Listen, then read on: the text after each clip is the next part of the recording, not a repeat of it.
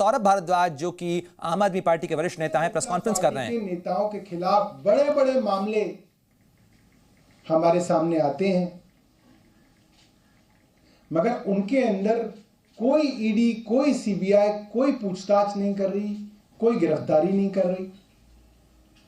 जिन बड़े बड़े नेताओं के खिलाफ भारतीय जनता पार्टी ने कैंपेन चलाया, भ्रष्टाचार के खिलाफ कैंपेन चलाया, चाहे वो शुभेंदु अधिकारी हो, टीएमसी में थे, भ्रष्टाचार का कैंपेन चलाया, भारतीय जनता पार्टी में आ गए।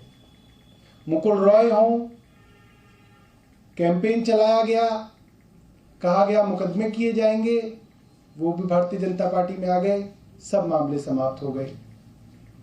हेमंत बिस्व शर्मा हो, पेमा खंडू हो, नारायण राणे हो, छगन भुजबल हो, अजीत पवार हो, प्रफुल्ल पटेल हो, जो लोग भारतीय जनता पार्टी में आते जा रहे हैं उनके खिलाफ फिर मामले सुनाई देने बंद हो जाते हैं। ये पूरा का पूरा मामला राजनीतिक है और अरविंद केजरीवाल जी को लोकसभा की कैंपेन से रोकने के लिए प्रायोजित है। धन्यवाद। सौरभ जी, पहली बार जब ईडी का समन आया था उसके जवाब में आप लोगों ने ये पूछा था कि किस हैसियत से बुला रहे हैं, लेकिन ये भी कहा था 5 राज्यों में चुनाव होने वाले हैं। अब फिर ये कहा जा रहा है कि लोकसभा के चुनाव होने वाले, तो ऐसे तो देश में चुनाव होते ही रहते हैं। नहीं, लोकसभा के बाद कोई चुनाव नहीं है, कोई विधानसभा के चुनाव नहीं है। कहाँ है? हरियाणा का चुनाव तो देर है, बिहार का तो देर में, तो बहुत देर में। तो लोकसभा चुनाव के बाद अरविंद केजरीवाल जाएंगे, ईडी के समन का जवाब मतलब जाएंगे। अभी मैंने आपको बताया कि ईडी ने अब तक नहीं बताया कि उनको वो किस हैसियत से बुला रहे हैं, गवाह की हैसियत से बुला रहे हैं, एक्यूज की हैसियत से बुला रहे हैं, ऐसे ही बुला रहे हैं, ये ईडी बताए। जी, कानूनी किस तरह की आपको राय मिली है, क्योंकि एक सीमा तक ही आप नोटिस के ऊपर ना जाए, तो क्या कब तक स्किप किया जाएगा? कानून चल ही कहाँ रहा है, तो पूरी की पूरी राजनीति चल रही है, कानून से काम चल ही कहाँ रहा है। ऐसा कानून कहीं देखा है आपने कि जो आदमी एक्यूज हो, ईडी सीबीआई के मुकदमे चल रहे हों, वो आदमी भारतीय जनता पार्टी में आ जाए और फिर सारे मामले खत्म हो जाए? ये कानून में कहाँ लिखा है?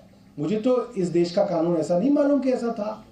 और मैं तो आपको एक नहीं दर्जनों उदाहरण दे रहा हूं। सीबीआई ईडी के मुकदमे हुए, पूरी की पूरी भारतीय जनता पार्टी की कैंपेन चली और वो फिर भारतीय जनता पार्टी में आ गए, उनके यहाँ उप मुख्यमंत्री बन गए, उनके यहाँ मुख्यमंत्री बन गए और फिर वो सारे के सारे मामले शांत हो गए। तो कानून मुझे नहीं मालूम कि ऐसा कानून कौन से देश के अंदर है। सौरभ जी, आप जांच में संयोग की बात कह रहे हैं, लेकिन जांच में संयोग होगा कैसे जब आप जाएंगे ही नहीं? अगर पेश होंगे तभी तो जांच में संयोग एक तरीके से कड़ी मारा जाता है। जांच में सहयोग का मतलब ये नहीं है कि आप पकड़ के लोगों को जेल में बंद कर दें और हम जांच के अंदर सहयोग कर रहे हैं। भाई, आपने जितनी जानकारी पार्टी से मांगी, पार्टी ने दे दी।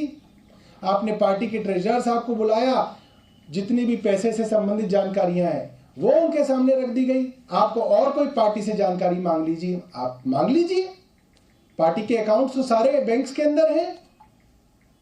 सारी जानकारी जो है ईडी इतने 1.5 साल से पूछताछ कर रही है, एक एक आदमी को बुला के उन्होंने पूछताछ कर लिया, पोस्टर लगाने वाले आदमी तक को पकड़ के उन्होंने पूछताछ कर ली, और कितनी जांच करेंगे? सौरभ जी, लेकिन अब अगर हम टेक्निकलिटीज पे बात करें, 3 समन के बाद ईडी के पास पावर है कि वो अरेस्ट कर सकती है। हमने देखा हेमंत सोरेन सुप्रीम कोर्ट तक गए थे और वो इसमें जो है अभी तक उनको सुप्रीम कोर्ट से एक तरह से राहत मिली, वो स्किप करते जा रहे हैं समन। देखिए, टेक्निकलिटी ये क्या है मुझे इसकी जानकारी नहीं है, मगर टेक्निकलिटी तो कानून का ही एक सब टॉपिक है कि कानून की टेक्निकलिटी।